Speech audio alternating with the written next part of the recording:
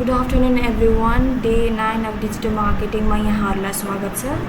So आज चाहिँ हामी वेबसाइटसँग रिलेटेड कन्टेन्टहरु पढ्छौं है त. So what website is and वेबसाइटमा के कस्तो वेबसाइट पर्छ है भन्नाले वेबसाइटमा कस्तो कन्टेन्टहरु लेखिन्छ इनसाइड वेबसाइट हो त्यो कुराहरु चाहिँ हामी पढ्छौं है.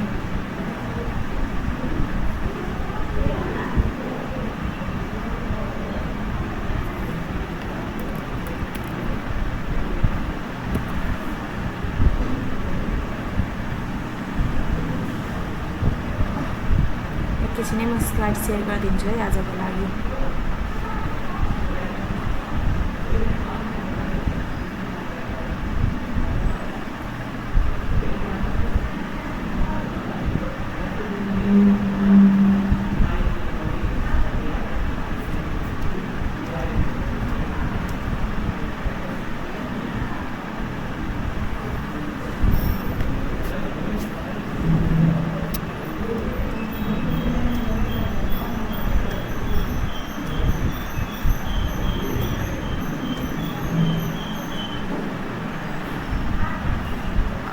सो हामी आज फर्मली चाहिँ वेबसाइटको बारेमा हल्का फुल्का ज्ञान दिनेछौँ अनि भोलि चाहिँ हामी एउटा वेबसाइट कोड भन्दा नि वेबसाइट यहाँ डिजाइन गरेर है कन्टेन्टहरु सबै लेखेर सिम्पल कन्टेन्टहरु लेखेर हामी के गर्छौं भन्दाखेरि पब्लिश गर्छौं, लाइभ पब्लिश गर्छौं.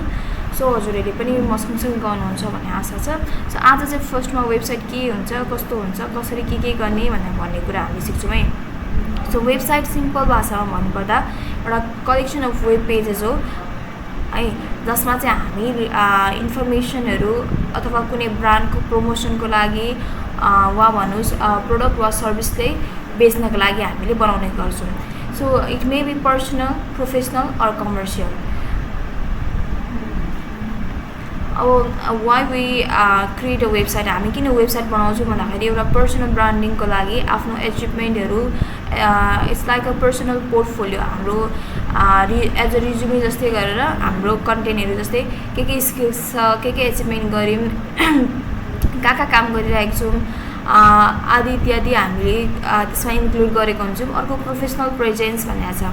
अब यो जसरी फिजिकल प्रेजेन्स हुन जरुरी छ त्यसरी नै डिजिटल प्रेजेन्स राख्नको लागि चाहिँ हामी वेबसाइट बनाउँछौं.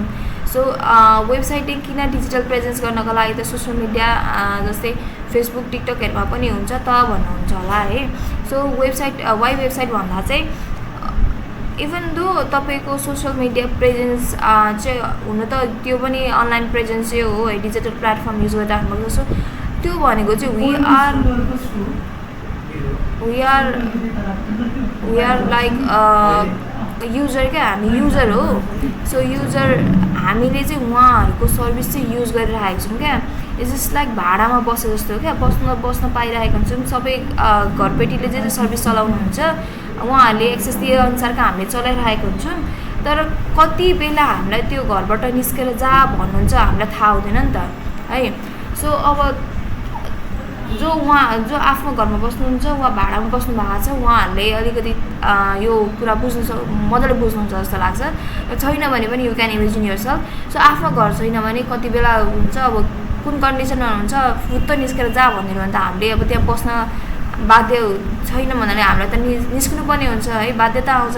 सो द्याट सिमिलर वेमा क्या हामीलाई कुन बेला सोशल मिडियाबाट हामीलाई निकाल्दिन पनि सक्छ. जस्तै टिकटकको कुरा गर्नु, अस्ति टिकटक एकचोटि नेपालमा ब्यान भएको बेलामा हाम्रो टिकटक जति पनि बिजनेसहरु थियो है, जति पनि टिकटकबाट बिजनेस गरिराख्नु भएको थियो उहाँहरुको त बिजनेस केही हप्ताको लागि महिनाको लागि त लाइक स्थगित गर्नुपर्ने भयो नि त. सो त्यो केस चाहिँ लङ टर्ममा चाहिँ सिनेरियो फेरि रिपिट नहोला भन्ने जरुरी छैन. सो फर द्याट त्यो हटाउनको लागि चाहिँ है अब वेबसाइट आफ्नै हुन्छ, इट्स लाइक आफ्नै घर जस्तै क्या. सो वेबसाइट किन जरुरी छ त्यहाँबाट पनि बुझ्नुहुन्छ. अनि अर्को भनेको क्रिएटिभ पोर्टफोलियो भनेको छ. आफ्नो डिजाइन, आफ्नो कन्टेन्टहरु आफै लेख्न सक्नुहुन्छ. You don't have to follow any rules. कुनै अब हुन्छ नि लाइक कुनै अब के भन्नु लाइक सर्भिस चलाइसकेपछि त्यहाँदेखि त्यो सर्भिस चलाउँदाखेरि चाहिँ you have to follow certain एग्रिमेन्टहरु हुन्छ नि त. So you don't have to follow that as well. अनि अर्को भनेको चाहिँ ई-कमर्स प्लेटफर्मको लागि पनि वेबसाइट बनाइरहेका हुन्छन्.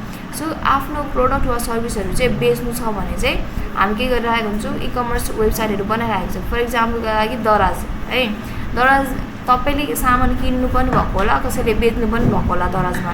यहाँ चाहिँ हामी के गर्छौँ त सामान किन्ने गर्छौँ, हेर्छौँ अनि किन्छौँ नि त हो। त्यसरी त्यो भनेको सोकेस हो, प्रोडक्टहरू सोकेस गर्नुहुन्छ, देखाउनुहुन्छ अनि कस्टमरले किन्नुहुन्छ।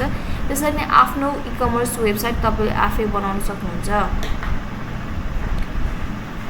अनि क्यानभामा चाहिँ हामीले डिजाइन गर्दाखेरि के कुरा विचार गर्छौँ, म त वेब स्ट्रक्चर के डिजाइन गर्छु भन्ने कुरो। एउटा भनेको हेडर सेक्सनमा हुने लोगो, पेज नेम हैन, पेज नेम, अनि अर्को मेन्यु बार नेभिगेसनहरू भयो। सो पक्नु ल म यो वेबसाइटबाटै बुझाइदिन्छु।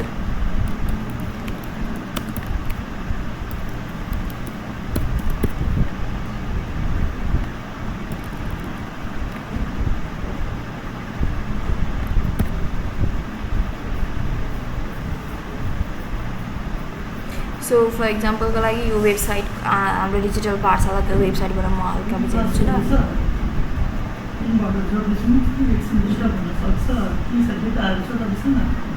छैन, वाइफाई इस्यु आउँछ।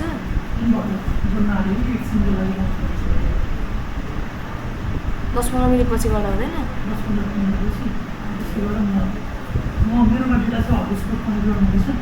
हुन्छ त्यो गर्दा नि। सो एकैछिन यहाँ अफिसको इस्यु आउने भयो कि, सो अलिकति इस्यु आउँछ होला ल। सो कन्टिन्यू गर्दै जाऊँ। सो फर इक्जाम्पलको लागि यो हेडर भयो है, लोगो, पेज नेम। यो हेडर भनेको चाहिँ यो माथिको यो जुन छ नि यो वाला यो पोर्सन, यो हेडर सेक्सन भयो ल, वेबसाइटको हेडर सेक्सन। एउटा डिजिटल पाठशालाको भयो, अर्को कसको हेडर जस्तै दराजको हेडर, कमर्स प्लेटफर्म हो यसकै हेरौँ भने पनि। सो यो माथि देख्न सक्नुहुन्छ यो रेड कलरको जुन छ नि यो भयो हेडर सेक्सन है। अब हेडर सेक्सनमा भनेको लोगो, नामहरू, यो नेभिगेसनको लागि भयो है, यो कुराहरू जस्तै लोगो भयो, पेज नेम भयो, नेभिगेसन, मेन्यु बार भइहाल्यो, यो कुराहरू है आफूले डिजाइन गर्न सकिन्छ। अर्को हिरो सेक्सन भनेको छ। हिरो सेक्सन भनेको फर्स्ट पेजमा फर्स्ट कुरा देख्ने है, त जसले चाहिँ तपाईँको ओभरअल सबै वेबसाइटमा जतिसुकै पेज भए पनि तपाईँको समग्रमा के हो भन्ने कुरा हो क्या।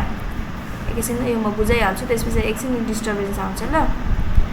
सो हिरो सेक्सन भनेको जस्तै यहाँ जानु भने फर्स्ट पेजमा, यो डिजिटल पाठशालाको फर्स्ट पेजमा जानुभयो, यो जाने बित्तिकै यहाँ देख्नुहुन्छ नि यो भनेको हिरो सेक्सन हो ल। यो पढ्ने बित्तिकै तपाईँले ओभरअल यो वेबसाइट के को लागि हो, के को बेसिसमा हो, यो कुरा थाहा पाउनुहुन्छ। जस्तै यहाँ जानुभयो भने नि यो एडभर्टिजमेन्ट भयो, योभन्दा अलिकति मुनि जानु भने